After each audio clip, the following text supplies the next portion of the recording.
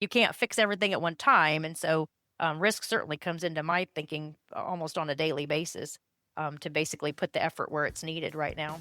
Well, that's a really cool segue.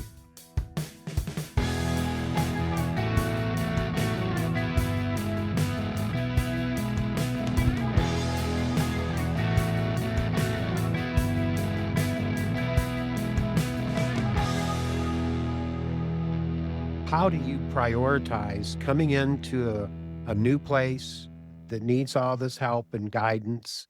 How do you prioritize your programs or your initiatives?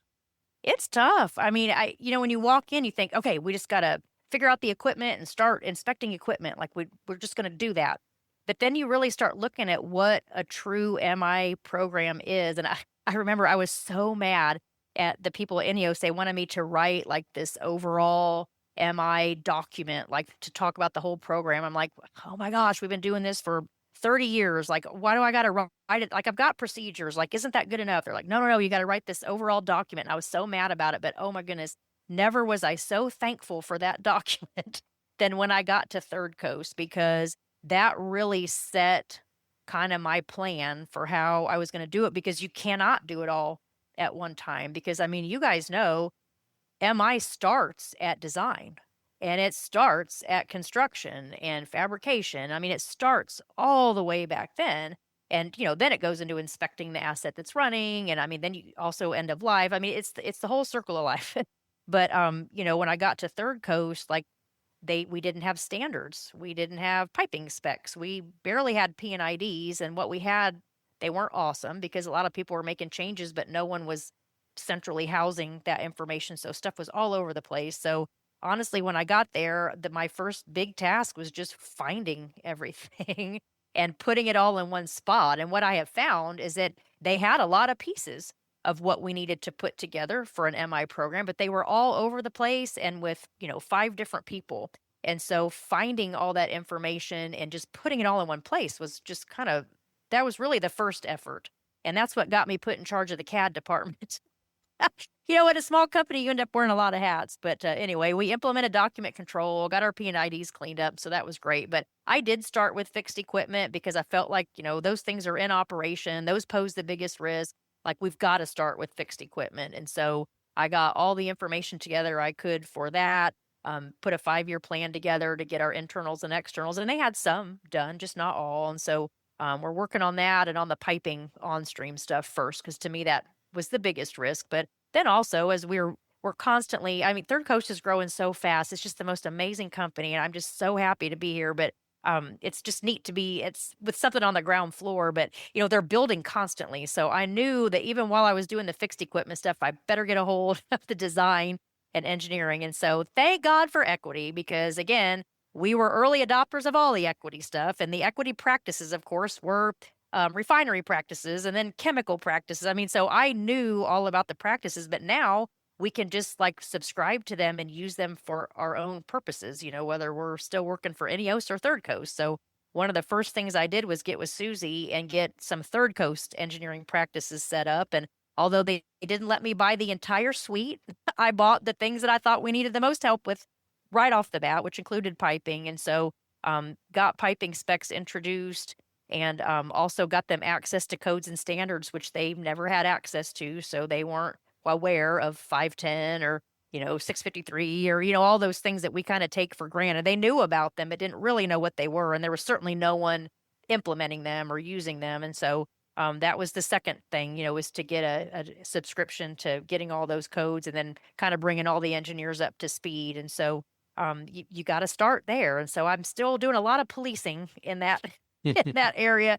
They like to build and build fast, and we love to use used equipment and repurpose it. And so we actually own a fab shop where we can do our own ASME stamped modifications. And so that's been a lot of fun too. And so, but when you're a toll manufacturer, you got to move fast. And so when the customer has a need, you need to provide it. So I think one of our owners' biggest fears was that I was going to inject too much thinking time into these things and make everything take too long. And so you got to be nimble. And I think that's where a lot of that risk comes in, is like, okay, they're putting some tanks to hold water. Like, do I really need to get mixed up in that when I need to be spending my time over here No, I don't. So you just really start to prioritize those efforts, and so that's kind of where I'm at now. Now I'm actually, in fact, yesterday I sat down and tried to figure out, like, do we even have welding procedures? Like, have we tested our welders? Like, we're not really doing surveillance. We need to start doing that. So I'm kind of moving into that realm this year since we've got the equipment and piping kind of rolling. So you guys have an R stamp? Well, the fab shop has an R The stamp. fab Yep, shop. absolutely. So yeah, that's been very handy. Nice. And Nice. it really, I think it kind of gives Third Coast the advantage because we are able to get things to market, I think, a lot quicker than some of our competitors because we keep this stash of used equipment. Because, I mean, oh my gosh, like our owner and a lot of the engineers, they have a lot of foresight into what chemistries we should be targeting and where the business is headed and what customers should we court. And so we're just trying to always be in a position when they have a need to be able to provide it. So we move fast. You mentioned the Third Coast is a toll manufacturer. Uh-huh. For folks who are listening who don't know what that is, can you kind of explain that? Sure. So there's a lot of niche chemistries that maybe aren't in great volumes that a lot of bigger corporations could take advantage of, but they don't want to spend the time or have the plant. Like it's not going to be feasible for them to build a plant to make some of these niche chemistries. And so we actually then can take their raw materials, and a lot of times it's just a byproduct or something, but we're then able to make these downstream products with them that then they sell. So we're just basically like they're contracting us to be a part of their plant and to help them get a product to market where they can actually make some money from maybe something they used to just have to throw away or couldn't really capitalize on. So it's not always feasible for them to build a facility to do that, but they can hire someone who can, and that's where we come in. And so boy, for me this has been really eye-opening because like we just talked a little while ago, I worked my whole career in a plant that had very well-known damage mechanisms, very well-known failure modes, all that stuff. And now I'm in a plant where I have no idea what's happening. Half these chemicals I can't even say. Like, a lot of it's for pharmaceuticals and just some really niche stuff. And so, and then too, in the same assets, we may run, 4 or 5 different processes that have extremely different damage mechanisms. And so, if you do have damage in a vessel, you don't really know where it came from. And, you can just kind of speculate. And of course, we use a lot of used stuff too, so you don't know what the past sins were of that equipment either. So for me, it's fascinating because I'm learning a lot. In fact, I sat down with a guy from Equity just a couple weeks ago about amines. I'm like, okay, I realize amine corrosion is a really bad thing, but I don't know anything about it. So I'm going to need you to give me the cliff notes for that because I think we're having some problems. So yeah, to try to come up with a damage mechanism assessment for my equipment is next to impossible, but I can come up with things to maybe watch out for. Well, Yeah. yeah, that's interesting. So you do have batch run operations there, it It's all sounds like. batch. And Yes, all so, batch. and you've got a great background in RBI, risk-based inspection. You know what Mhm. that looks like. Do you believe that RBI is applicable to batch run operations? I'm having a hard time making that connection right now. I, you know, right now I'm going to say no. And there are people all over the RBI world screaming right now when I say that. But for me, especially, I mean, we're just in the infancy of an MI program. So certainly we are not ready for RBI principles, but it's going to be really hard to try to come up with, COFs and POFs when you've got, 5 or 6 different processes in the same piece of equipment. And so I think what you would have to do in that case is try to come up with what you think are your worst case scenarios, knowing that tomorrow we may run a chemical or, produce something for a customer that we weren't anticipating and now we got to redo it all. And so I for me right now, time-based is working in my favor and we've got really short intervals because of the amount of times that we change and the cyclical nature. Now we're dealing with cycles and stuff that I never had to deal with the continuously run process. And so right now being on a short interval time-based program is going to serve us well. And then maybe we'll eventually, mature enough to where we can start employing some of those principles. So for me, it's like going way back in time. Like I really have to just stick with the basics for a while and just kind of let it shake out while we learn how our equipment's going to be affected by this. And then we can start adding in some RBI principles, maybe on a unit basis. Like maybe everything doesn't need it, but maybe there are certain things that could really stand some benefit for that. And then, trying to get into more things like IOWs and all that stuff. But like, we're not ready for those things yet. Yeah. We're not ready. You can't just blow everybody out of the water with all these things. they're all great things and we'll get there eventually, but you just cannot do all that stuff from the start. I'm just trying to think through like some of the special emphasis program, like the RBI, IOWs, CCDs, like those types of Hmm. things in that batch world. That's got to It's be really, different. yeah. It makes it Yeah, even difficult to estimate end of useful life because sure it you does. have a hard time predicting what the future operation is going to look Yeah. like, when it's going to, you can always look backward and take an average corrosion rate per year, say, but that's not helping me project forward if I don't have a firm handle on what it's going to see. Yeah. That's it, and so that's why I think short intervals are gonna serve us well, because, we do have, 6 or 8 different discrete units, and each unit only runs so many different types of chemistries, again, until we add more, but, like, Yeah. Mm. we don't just run every type of chemistry in every unit, like, they're built for purpose units because some have a distillation tower, some don't, some have great heating capability, some don't, and so, you do kind of fit your products to the equipment. And so I think over time, we may find that, well, you know what, we're really only ever running 5 different processes in this particular unit. And so, we, maybe run an even number of batches of each product in a year. So then that corrosion rate does start to make sense. It's just a conglomeration of Exactly. different things, right? It's Yeah. not just a result of one thing. And so I think that's the way you have to think about it. And so that's what's kind of leaning us towards these shorter intervals. And we are, starting to, I've got lots of spreadsheets. That's the next thing I need to work on is an AIM system. And I've got some buddies helping me out with that. But it's hard too. I don't have that many assets. So to go to the expense of having an AIM system is hard to justify, to somebody. But boy, I can't spend my life doing spreadsheet after spreadsheet after spreadsheet to calculate remaining life for everything either. So, and I'm trying to think of the guy that gets this when I retire. I mean, I'm no spring chicken, so I'm not going to be there for another 20 years. And so I'm trying to set this up so that when I do retire, it just keeps moving regardless of who's sitting at the desk. And so I think about those things a lot because I never saw myself leaving the Green Lake plant ever. I Mm. mean, it just was not, I just was never going to leave it. And, when I did decide to go, which was just a complete out of the blue, like crazy, it's just crazy how all this happened, but it just happened kind of at the right time. And I thought, that does sound just really, really interesting. Like, I think I want to do that. But, I had 3 or 4 weeks to take 20 years worth of MI stuff that nobody else was doing but me because I was really the only guy in charge of that stuff. Of course, I had a boss that kind of knew what I was doing, but like he didn't do it day to day. And so trying to train someone in 2 to 3 weeks for all that stuff was just, you couldn't do it. And I realized how bad some of our I thought it was great, but my own documentation was not great because everything lived in my head. And so Hmm. how do you get it out of your head and onto a piece of paper where someone can actually do something with? And I mean, 3 weeks just isn't enough time for 20 years worth of stuff, plus everything else I was doing. Because when you stay in the same plant for that long, you never really lose pieces of your old jobs.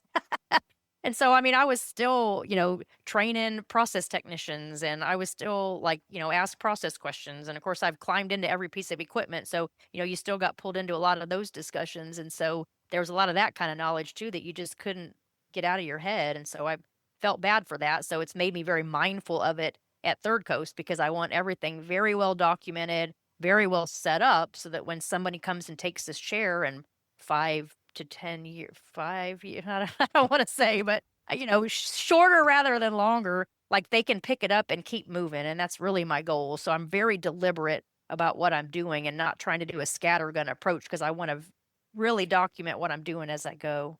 What percentage of what you're doing now do you think involves educating the folks at Third Coast?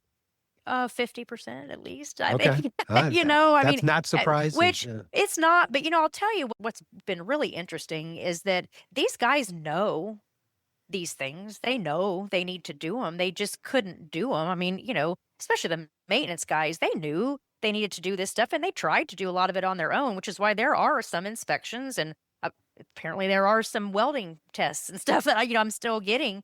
But I mean, unless that's your full-time job, like you can't put it all together and manage it as one. And so, the HSE guys had different pieces of it and the maintenance guys had different pieces of it. And so they understand what was needed. They just couldn't ever do it. And so I'm always worried that I've got to do quite a sales job. So for example, last week I sat down with maintenance because now I'm into the QAQC part. of my MI manual. So I'm doing things like welder surveillance and process welding surveillance and bolted joint surveillance and how to do pressure tests. And, it's things that's kind of getting in their business. And so Yeah. I was like, well, I got to tell these guys about these procedures and I better be ready to do a good sales job. Like I'm thinking I'm going to have to do a lot of That's persuasion right. because this is going to be a lot of paperwork that, I mean, maintenance hates paperwork. It's just the nature of the beast. Like no one wants to take the time to stop and do that kind of stuff. And I get it, but we got to have it too. And so there's got to be a trade off. And so I'm super mindful of only bringing in things that truly add value and not just bringing in things for things' sake.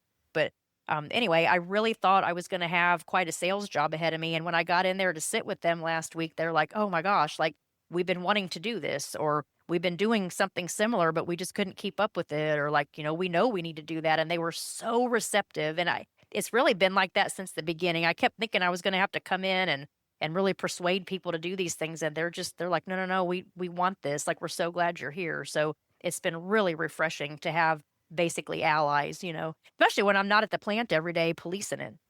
So just to confirm, Melanie, the fab shop has its own Section 9 welding program.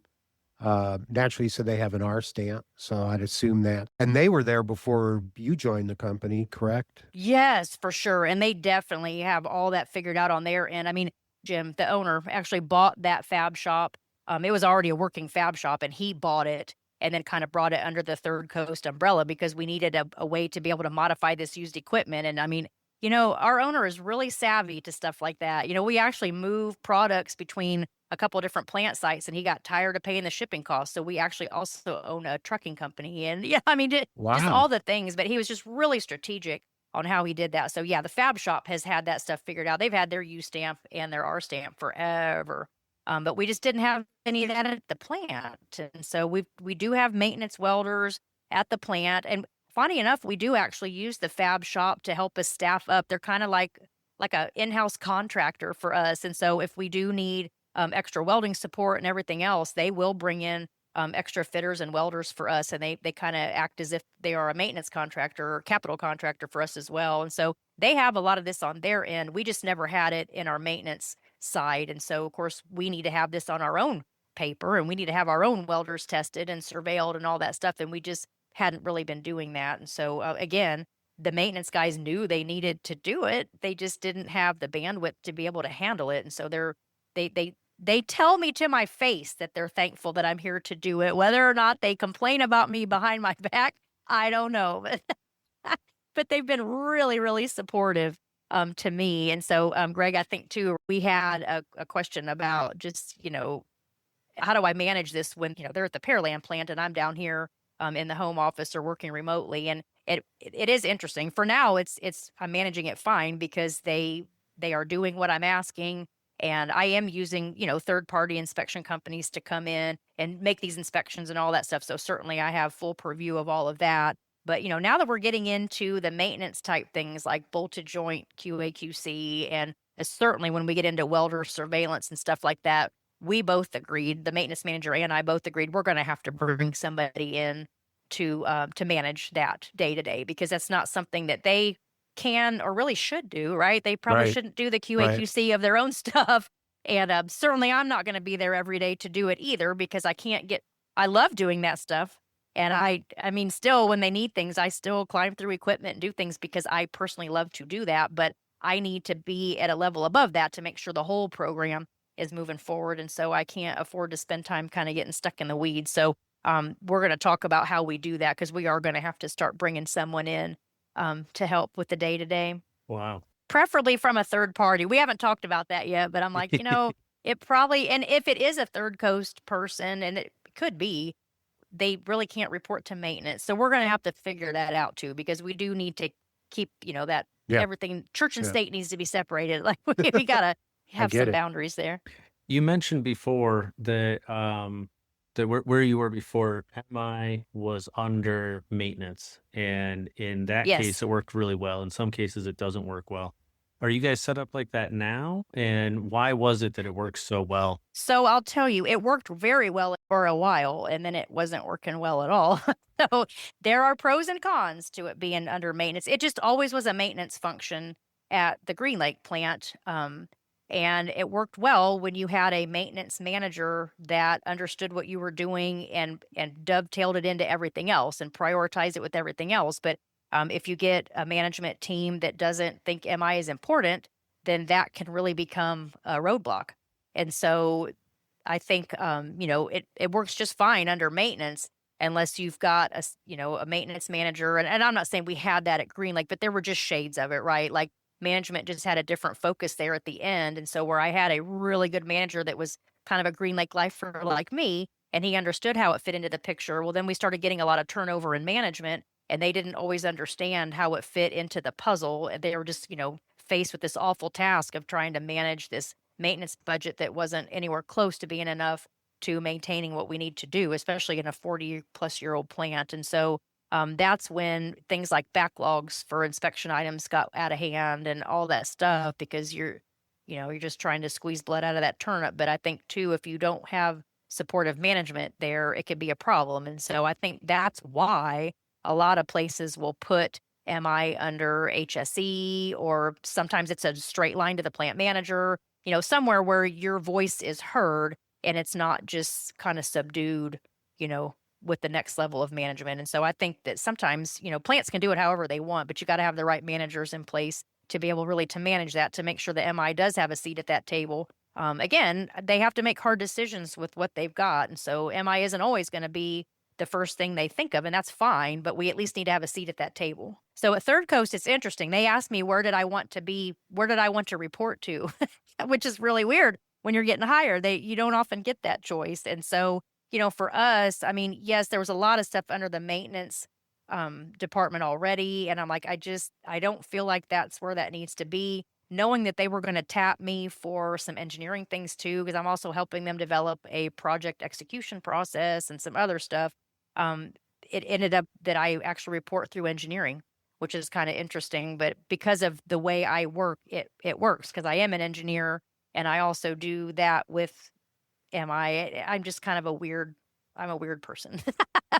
And so I don't really fit in that traditional box, And so that's why a lot of people are like, how did a chemie get involved with MI? I mean, it's just a matter of circumstance, but I think it gives me a leg up on a lot of MI people, because I truly do understand the processes that are involved, and I understand the chemistry. And so I know where to look for certain damage mechanisms, because sometimes they're only in the vapor space. And sometimes, I mean, and so it does give you a really interesting background to then employ the MI things. And I mean, let's face it, everybody has to learn MI on the job, whether you're a mechanical engineer or not, because it's just not something that you learn in college.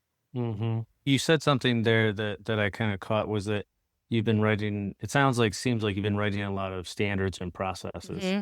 And at the beginning, you said you liked being able to see, like you got into projects because you really liked being able to see your project come to real life. Writing processes and standards are really boring. You might think so, but I think it's really cool. I mean, you're right. I don't always see tangible things I can hold in my hand from this stuff. But I mean, I'm changing the way this company thinks and the way they do business. And I'm changing it in a way that hopefully adds to their bottom line and prolongs their business. It's really neat, because our owner has a son that is going to take the business over. And so he's, you can see him kind of being groomed or whatever. And so a lot of times when they don't want to, maybe they don't understand why I'm telling them they need to paint stainless steel under insulation, or, they're like, well, we'll just replace that if it fails. I'm like, no, like preserve the asset so that your son doesn't have to spend that money replacing hundreds of feet of stainless pipe, when if we would just spend a little money now to paint it, he would never have to think about it again. I mean, and so knowing that I'm going to help kind of prolong the business gives me that same satisfaction, I think, that seeing things get built in the field did back then. Yeah. If that makes any sense. It does. 100% does. And I think as we get further on, right, I was in this place, like coming out of college, like, yeah, I like seeing stuff get done. And now as I've progressed, I'm like, we got to have standards. We got to have processes. We got to write. Was there a point for you where all of a sudden that light switched on and you were like, oh, this is important. This is the path forward for us? Or did you always kind of just understand that from having working in projects and always having specs? I mean, certainly the spec thing I always understood, but like the importance of the documentation and paperwork was always kind of just one of those annoying things that you just had to do, like hurry up and Hmm. get it done. Or I was the world's worst about making inspections, taking really great field notes, but then not actually writing the reports for like several months, especially in a turnaround. Like it just, no one wants to sit down and do that part, right? Like you want to do the fun Hmm. part. And so, but an MI program does need to have good standards and it needs to be very transparent to everyone. And I think that's where I got to, especially with NEOS. My NEOS former counterparts will appreciate what I'm about to say, but NEOS came out with a NEOS group guidance note, IGGN, and they've got these group guidance notes that, on lots of different topics on how they want everybody in NEOS to do certain things, and they're great. And so one came out not too long ago. It's called IGGN 30, and it's basically this is how NEOS wants all of their inspection programs to look like across all their sites. And it was written by an MI guy, really a team of them, and it had some very specific things that some were going to be hard to live up to, but it gave us all kind of that same framework. And a lot of that was documentation. So, of course, when we all first saw it, and especially if you were not in MI, but like a lot of my maintenance guys, my manager, they're like, "Oh my gosh, this is going to be awful. Like, yuck, we don't want to do all this stuff." But I'm like, you know what? I see the benefit of this. So to a chief inspector, it was like, yes, finally, like someone's speaking our language and these things are important and we do need to spend some money on some of these things. And a lot of that was documenting. I mean, we all said we did those things. And I mean, certainly at my plant, we did a lot of things like CUI, for example. CUI was always just a matter of course. When you did an external, you kind of looked for it, but you really didn't have a program that was specifically looking for and prioritizing where you would find the CUI. So, like, if you found the CUI at your CML location, like, great. But if it was somewhere else, you were never going to find it and nobody cared until it started to become a problem, right? I mean, we're all fighting that battle right now. And so we had to sit down and write a CUI specific inspection program. And it's very different than just tacking it on to an external. And I mean, certainly at Green Lake, we've had our struggles with CUI. We had a pretty big failure that probably partly led to IGGN 30. They certainly talked about it at the big kickoff meetings. And so they were nice enough to preface that before the meeting, like, "Hey, Mel, we're going to talk about one of your issues globally. Like, just be prepared." But it was a big issue. I mean, we had a massive CUI failure on the one piece of equipment in the plant that was required to run the whole kit and caboodle. And so we were shut down for about 6 months, which is never where you want to be. But we had done our due diligence. We had found some CUI. We knew we were going to have to do a remediation. And we were trying to decide what turnaround to put it in when we had the money and time to do it. And it got to us before we could get to it. And so, I mean, it wasn't really anybody's fault. We thought we were doing the right things, but we still had the failure. And so I think when all that started to come about and we had to really start documenting these things in a different way, it started to kind of solidify in my mind just the importance of having these things documented and then actually doing what you said you were doing. And I mean, certainly audits got tougher and everything else as these things evolved. And so you needed to have your ducks in a row. And so, like I said, I kind of balked when I first had to write that overall MI document. But man, I don't know how I went so long without having it. Because those things have really come to the forefront. And really, even if somebody else could read it and maybe understand what it is that you're doing, even if it's just for that benefit, it's good. But you got to have that stuff documented. What was the Yeah. first document, Melanie, that you created when you got to Third Coast? Or what's your hierarchy of priorities? Yeah. So I basically wrote a document that said, this is what our MI program includes. And it was everything. And I mean, I'm barely scratching the surface with it, but you had to have that document to really provide the roadmap. And so it started with engineering, design, fabrication, construction, and then it got into taking care of fixed assets, piping, equipment, valves, tanks, and also rotating equipment, instruments. I mean, it's because my title isn't just mechanical integrity, it's also reliability. And so that's everything. That's preventative maintenance on everything at the plant, basically to be able to run it successfully into the future. And so it does encompass more things than just fixed equipment. And so I have a fixed equipment background, not so much when things start moving, I go away. So I have no rotating equipment background, but I know lots of good people who do. Same with instruments. And so I am going to have to bring that to bear as well. And so I've I've targeted later this year to start looking at those things. And I mean, Third Coast certainly has, they do PMs, but we don't have them documented. And so that's where I'm just going to have to help them. I mean, we've got a lot of PMs, but we don't have a lot of like procedures, especially like here's what we're going to do when we PM a pump, or here's how we calibrate these instruments or whatever. And so we're going to have to write down how we're doing that. And then of course be able to show the evidence that we're doing it. And so basically I wrote a document that says this is how we're going to do all these things. And now I'm having to go back and write down exactly how those things are going to get accomplished and how they're going to get documented. So I had one big document, and now I'm starting to write individual documents for each piece. That's a big job. And yeah, it's a big job. Yeah. And if I caught you right earlier, you want to get things running and get the documentation and everything in place so that whenever you do decide to hang up your hard hat, these things will have been institutionalized there and sustainable. Was that correct? Absolutely. Absolutely. And so, there's a bit of training involved in some of that, and, having it organized in a way that everybody understands where this information is and everybody can actually save to it. I mean, that's been a godsend. Third Coast is really good with SharePoint because so many of us work in different locations. And so that's the first thing they had set up was a SharePoint site. Somebody even before I got there saw the benefit in that and starting to collect all the equipment information and everything else. And so I'm just dovetailing into that because everybody already knows where that is and what is in there. And so just cleaning it up and just having a really solid framework for data is really important, and then having those procedures behind it. And so, but it needs to run whether I'm there or not. And so trying to get it set up that way where you have the buy-in. I mean, you could put every kind of plan up in the world, but if you don't have buy-in to do it, it's never going to go anywhere. And you just find yourself fighting an uphill battle all the time. And so the key is to write it in such a way that everyone agrees with the path forward. And I mean, am I doing things at Third Coast the same way I did at Green Lake? Absolutely not. But you have to tailor it to your environment because it's got to be self-sustaining. And so if you don't have the buy-in of everyone that feeds into it, you're just never going to be successful. And so I've been I'm purposely moving through some of this really slow because you got to have that buy-in, and you got to take the time to hear what it is they're already doing and then figure out how to dovetail into it to still meet the intent of what you need. But, you may do it in a different way than what you did, at a prior position. Again, human factors, understanding Yes. how people work, what their workflow's like, what you're dumping got on it. them. Yep, You got to you think got about it. people. Oh, you do. I mean, Third Coast employees, I think last I saw was 309 people.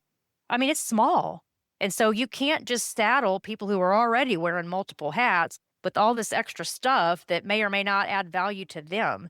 And so I think the first big sales job is making sure they know how much value this truly adds, but then also just don't overburden it, meet the intent of what you need to do, but just don't add a lot of stuff just to make yourself feel better. Or I don't know, some people think that the more paper they generate, it just proves that they're working that much harder, but I am not that guy. The less is more. So Sorry, that makes me laugh because you're right. you all So know people like that. yeah, I'll leave it there. But Well, and that's what's so cool about Third Coast is the owner's done a really good job of collecting people. And I mean, boy, if we know a guy or like if we need, like somebody always knows a guy. And so then you try to get that guy to come. And that's certainly what happened to me. I mean, the guy that was starting the PSM program there at Third Coast, I worked with at Green Lake. And so he called me and said, hey, I need to build an MI program at this plant. Like, do you know anybody in Houston that could help with this? I'm like, oh my gosh, I know a lot of people in Houston that could help with that. Like, let me get back to you. Well, then he calls me back and says, hey, I mean, would you be interested if you could do it from where you are and not have to move to Houston? I'm like, I mean, that's out of the blue, but I might be. And he's like, well, meet the owner, meet some people, and just tell me what you think. And oh my gosh, I was just sold. It just sounded so fun. But my point to all that is that, a lot of people that work at Third Coast used to work at Lyondell or used to work at Exxon or BA, we're from these bigger, a lot of us are from these bigger corporations. And so basically we can bring in all those things that we knew brought value, but we can leave all that red tape and bureaucracy out. And it makes us so nimble, and it's really easy to get behind all those things because we all know why they're important and we're not belaboring the point, when you get to bring in all of those different knowledge sources as well. Like I used to Yeah. coach, I talk about this a lot. I used to coach baseball, college baseball. And one of the other assistants with me said, if you really want to coach, like you need to go work for other guys. So that way you can learn and understand how they run their programs. And then Yeah. you can learn all those, bring it back, and now you become more valuable. So what you guys have been doing at Third Coast, it sounds like, is right, you're collecting from all of these different Mhm. places, bringing all of that knowledge together now. And as you said, with a little bit less red tape, you're able to take some of the best pieces of those and implement them. Yeah, you got it. And so we all have that base language. Like everybody knows what PSM is. Everybody knows, some of these initiatives. We all have that base language. And so we can all kind of work together to see, okay, well, how does that translate to this? Because it is, I mean, and like we talked earlier, I mean, batch processing is very different and it's not Yeah. something that a lot of us have ever dealt with. And so there are definite differences in your approach for something like that. And so the fact that we all kind of speak that base language is really helpful too. And then you Mhm. do have people that have been at Third Coast for a really, really long time and have just like, shoot, our maintenance manager has been there for 31 or 32 years. And so, I mean, he knows where the skeletons are, right? He knows where the bodies are buried, but he knows how it has evolved and why things are built the way they're built or, okay, that piece of equipment came from here, right? He has all this wonderful knowledge and background. And so, I mean, of course you have to have him in the room when you're talking about this stuff because he knows Third Coast. And so just having all of that together has just been so fun. It's fun to have a team like that where you can bounce ideas off of each other and just create these things. When you stay at the same plant for 30 plus years, you don't get to do that very often. And so for me, this has been really fun and kind of takes me back to the beginning of my career when we were all just trying to figure it out. Yeah, Now we're all figuring it out, but we have a lot of knowledge behind it. that's right. That's right. You're the expert within basically in a startup, Yeah, right? it's I really mean, fun. yeah, I that's mean, pretty Third cool. Coast has been around since the Yeah, 90s, don't get me yeah, wrong, yeah. but this reaction chemistry really since the 80s. Oh gosh, yeah, since the 80s. But anyway, but this reaction chemistry is, within the last 10 years, and so it's Yeah. still relatively new and it's going in different directions every day. And now we're talking about maybe co-locating at sites and, not having it all right where we are. And so there's just a lot that comes with that. So we're trying to make sure we're prepared for the future for sure. That's great. Yeah, sorry, I didn't mean that Third Coast was a startup, but I meant it has that feel. It has that feel of a startup. Oh my gosh. It was funny. Like, so I told you guys that I got hired basically out of my co-op program and then stayed with the same place. So consequently, I never had a resume. And so when my friend called me from Third Coast and said, "Hey, we'd love like come interview. You can tell us no, but just come check us out because I think you'll really like it." He said, "But just send me your resume." And I just started laughing. I'm like, I mean, literally the last resume I made was to get that co-op job, and so it was typed on a typewriter and had all my high school accomplishments, you know what I mean? Like, it was nothing professional, it was really funny, and so I had to build a resume from scratch, it was just crazy to kinda start, way back then, but it really I didn't realize maybe burnt out maybe isn't the right word. I listened, oh my gosh, I was so nervous about this podcast. And so anyway, I was listening to some old ones to just get caught up because I had listened to some, but not all. And so I just recently listened to Chad Patchke's, which I think was the last one you did. And he actually used a NASCAR analogy, which I thought was great. And he was right on the way he said it. But I'm going to give you all a Formula One analogy because I was terrified in that interview that they were going to ask me, like, why are you leaving this plant that you've been at for your whole career? Because I mean, it's a valid question, right? And I mean, I wanted them to know, like, I wasn't leaving because I was mad or, it just, to me, and I do a little bit of this kind of racing on a very small scale, but when you're racing on a road track, you basically are all gas or all brake all the time. And if you're coasting, you're just wasting energy. I mean, that's just the nature of a road course. Like you have to have the car engaged at all times because that's how it sticks to the track. That's how you make the turns. And so you're all brake, all gas all the time. And if you find yourself coasting, you're leaving something out on the track. And so, what I realized after Edgardo called me about this job was that I just was kind of coasting. I was kind of coasting, there at Green Lake. And I mean, I was getting the job done and I was doing it. And I mean, I thought I was happy, like everything was cool, but I just wasn't as engaged as I wanted to be. I was coasting. And so getting to be able to do an opportunity like this at my stage of life, I hate to keep telling you how old I am, but I mean, at this stage in your career, you don't often think that you're going to make a massive career change when you've got 5 or 7 years left, in your career. And so but I'm so glad I did it. I miss my friends and I see them a lot, but um, I just feel so invigorated and just so alive. And it's making me remember why I love this career so much. And I'm able to really make a difference. Cause yes, I was making a difference at my old job, but not actively every day like I am here at Third Coast. And that's really what keeps me rolling is just, I can't just sit back and coast. I need to be active. And so I'm just so thankful for the opportunity to do it. That's awesome. That's It awesome. is. I have a question. What's your best piece of advice for others that work in this realm of mechanical integrity? Oh, that's a daunting question, isn't it? There's so much advice I could give to people, but I think my because of what I've experienced in the last year and a half, it's just don't lose sight of the little things.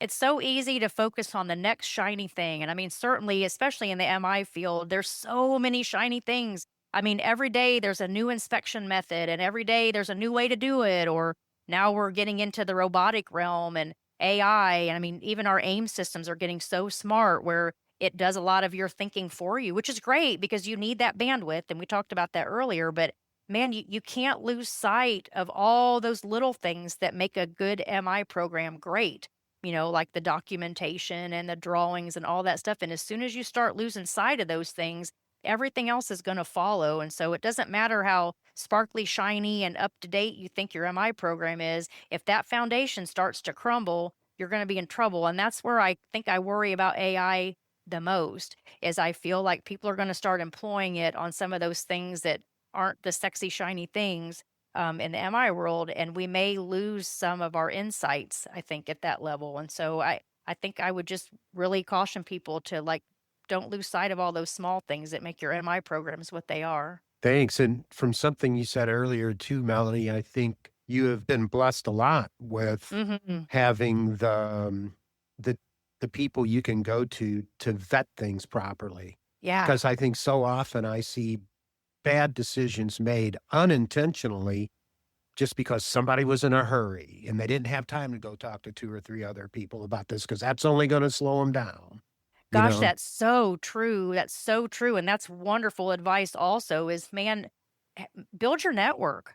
It doesn't matter. At INEOS, we're really bad about being in these silos. Like every plant was, was every man for themselves. And so we didn't, in the BP days, we'd have these big technical exchanges and all this stuff. And with INEOS, we kind of lost track of that because we were all kind of siloed up in our business units. But, we chief inspectors really never bought into the silo. Like it didn't matter if you worked in an olefins and polymers plant or in a oligomers plant or a nitriles plant, we're all fighting the same battles. The damage mechanisms may be a little bit different, but we're all fighting CUI. We're all trying to, figure out how to best manage the risk and how to communicate to management and how to, work your programs with dwindling budgets. And you can't do that stuff by yourself. It really takes a village to do this. And so don't discount your network. And so to that end, I really encourage people. My network grew exponentially when I started attending the API Summit.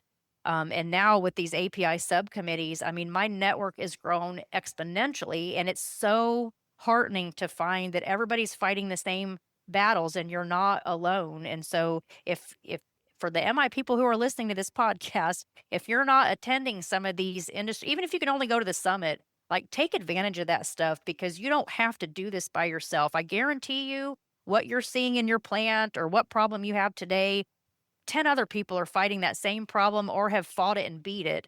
And they've got some wonderful advice for you. And so don't discount your network. I'm so glad you brought that up because that is really important. To go all the way back to the beginning, women are so much better at that, by the way. I won't argue with I that. certainly have a lot of men in my network too, but usually the catalyst is, hey, let's all get together for dinner or, whatever. And then those conversations will ensue. And so don't let your upbringing, your natural tendencies, don't let that keep you from, fostering a really good network because it's very helpful. Well, I'm glad you brought up the summit. So just to remind our listeners, this July in San Antonio, we will have another API inspection summit. Yes. Biggest bang for the buck. You got it. Biggest bang for the buck.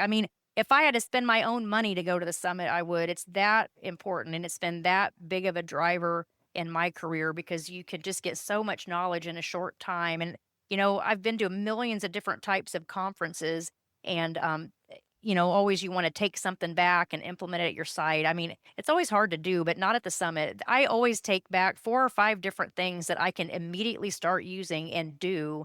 It's just, oh my gosh, just like the best kept secret. Like, we need it not to be a secret. People need to come. That's right. When will be the WIMI event? Oh, so our WIMI dinner will be Monday evening. So come Monday, there's some great training courses that are going to be put on. So it's a great way to get your CPDs, which we all need for our certs. But after the training courses at 5:30, we're going to have a reception and panel discussion right there at the Hyatt. And so, yeah, I would love to have everyone come and join us, male or female. So it'll be Monday evening. And you can actually, there's a link on the summit registration page straight to our page to get signed up for that. Awesome. Yeah, Perfect. we'd love to have more people attend to that. I have one last question. I want to know more about this open wheel racing. It's not open wheel. And it's, oh my gosh, I didn't even want to bring it up, but that F1 analogy was just too good. So, so we are a car family and have been really, my husband and I are pretty sure we met at a drag strip in the early 70s, unbeknownst to each other. Our dads were very involved with drag racing. So we've both just grown up with that. I think rural Ohio, not a lot of things to do, all Norwalk? that stuff. But Did you go to Norwalk? no, but I've been to Norwalk, which is amazing. But no, we were Yeah. kind of on the northwest side. So the big race in our area was at Muncie, Indiana. Like, if you got to go to Muncie, like, Oh. that was awesome. But we had a little drag strip just south of Van Wert, Ohio.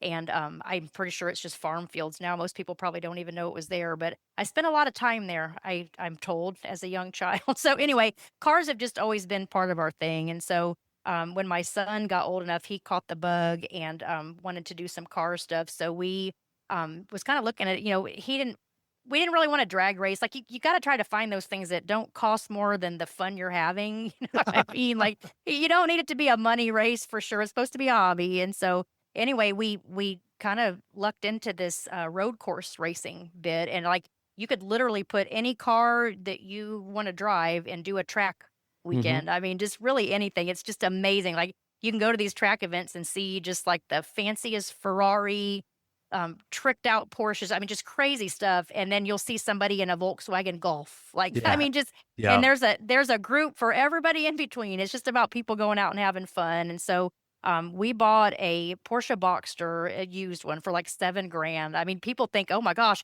you race Porsches, like, you must be made of money. You can get these old Porsches for like nothing. But anyway, the Boxster was the gateway drug. And so we started doing autocross, which is kind of like a road course track that's set up in a parking lot with cones and really good for your hand-eye coordination. But we started going to these track events across Texas, and primarily to get my son involved, and he was certainly doing that. Well, then I thought it was pretty cool too. And so we then decided that we needed to take the Boxster and turn it into a real track car, like gut it, put a roll cage in it, like really do it right. And that was going to cost about $10,000. And so, I don't know, we started looking into it, and it's like, well, crap, we can buy this 944. It's already track ready, and they're really fun on a track. I mean, they're low horsepower, but low weight too, and super fun. And so we bought a 944. And so then the Boxster became what I like to call my Friday car. So I would take it out on Fridays or whatever, but then I started tracking. And so it's now evolved into we've got 2 944s that are race ready.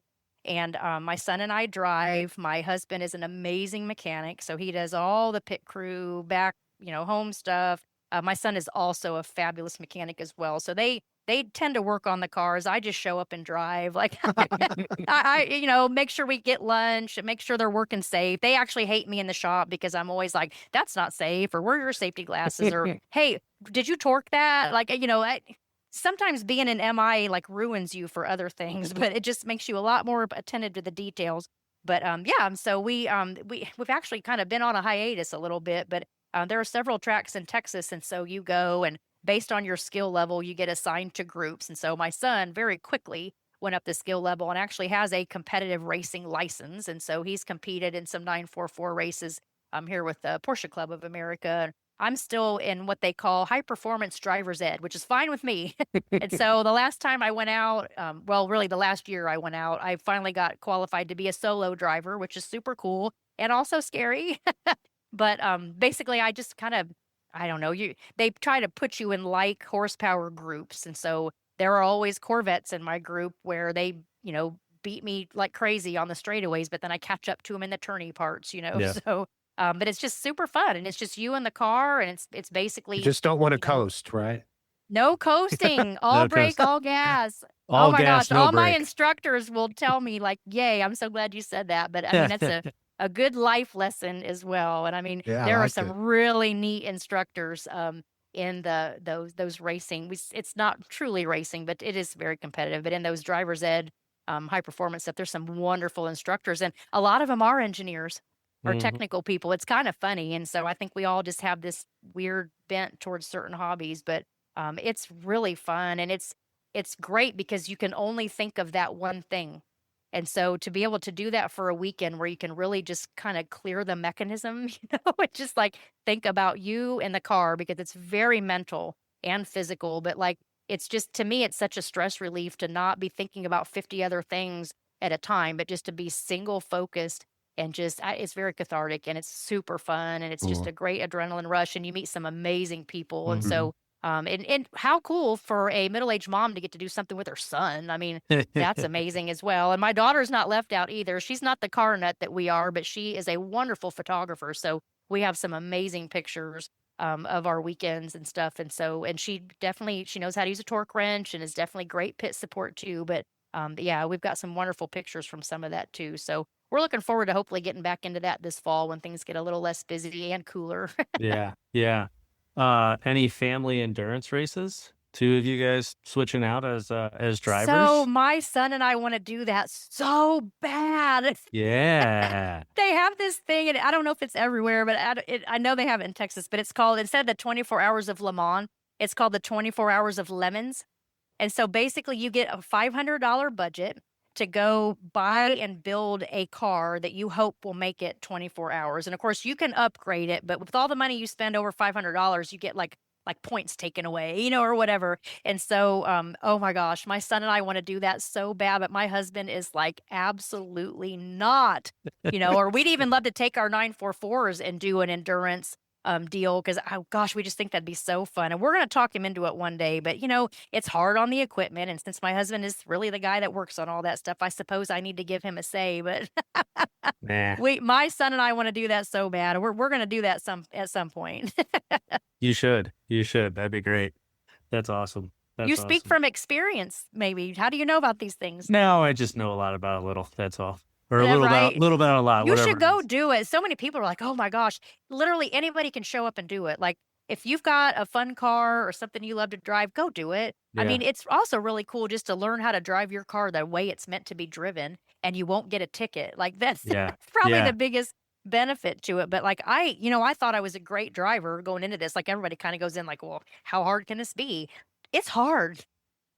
And I mean, it's a very humbling experience those first times you go out there, because you think you know everything, and then you quickly realize you know nothing. Yeah. And so with that then comes the ability to truly learn how to become better. You got to know what you're bad at to be able to really get good at something. And so, and they actually talk about that, because when you go show up for these track weekends, there's course instruction on the course, but there's also classroom. And so you sit in on that, and you That's actually good. learn quite a bit. There's a Yeah. lot of people very passionate about that, and I'm very thankful for them, because it is a wonderful, wonderful thing to go do. So everybody needs to go check that out too. Yeah, definitely. Yeah, so I grew up. My great grandma was a big Formula One fan. So Sweet. back in the Schumacher days, Nice. Yes. and so I've been watching for a long time. And then my Oh, parents used good. to go over to Mansfield. There's a track there in Mansfield, and Yeah.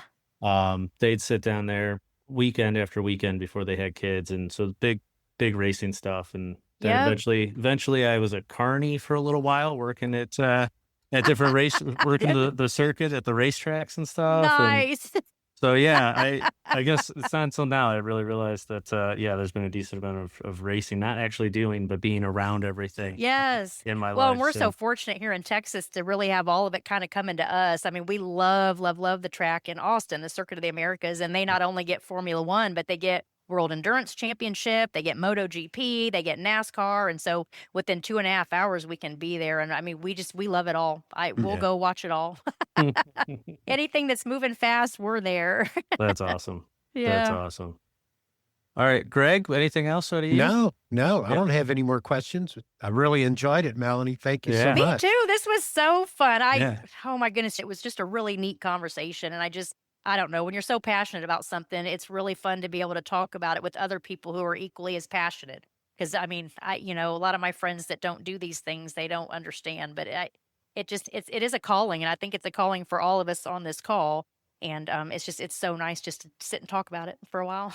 All right. Well, Melanie, thanks so much for joining us. It's been awesome. It's been really awesome. So Yeah, thank you so much for the opportunity. I'm the biggest fan of inspectioneering there could possibly be, and I tell you all that all the time. But I mean, there's just no better way to stay in touch. So I've just been a huge fan of the magazine, and so to see you guys now reaching out.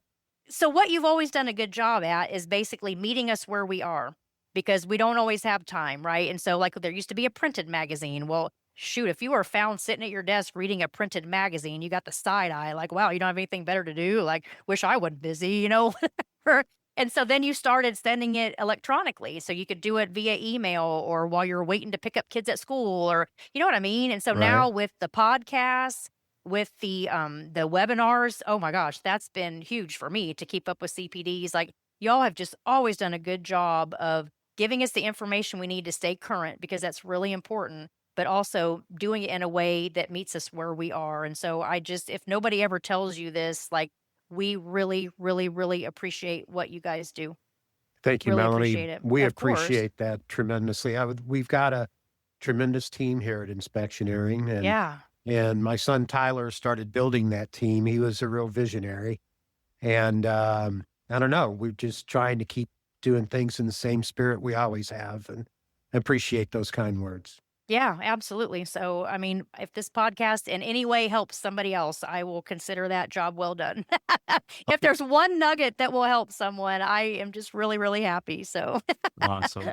Awesome. All right. Well, thanks so much. Thanks so much for joining us, Greg. Until next time. All right. Sounds good. yeah, Bye now. y'all take care. Thank you. Thanks, Melanie. Of Bye-bye. course. Thanks, Brandon. Bye. Thank you for listening to Upon Further Inspection, a Mechanical Integrity podcast. This episode was co-created by Inspectioneering and Core Solutions. Our producers are Nick Schmoyer, Jocelyn Christie, and Jeremiah Wu. This podcast is for informational purposes only and does not constitute legal or professional advice. Listeners should seek their own qualified advisors for guidance. If you enjoyed this episode, please join us next time wherever you listen to your podcasts. Until then, stay safe and stay informed.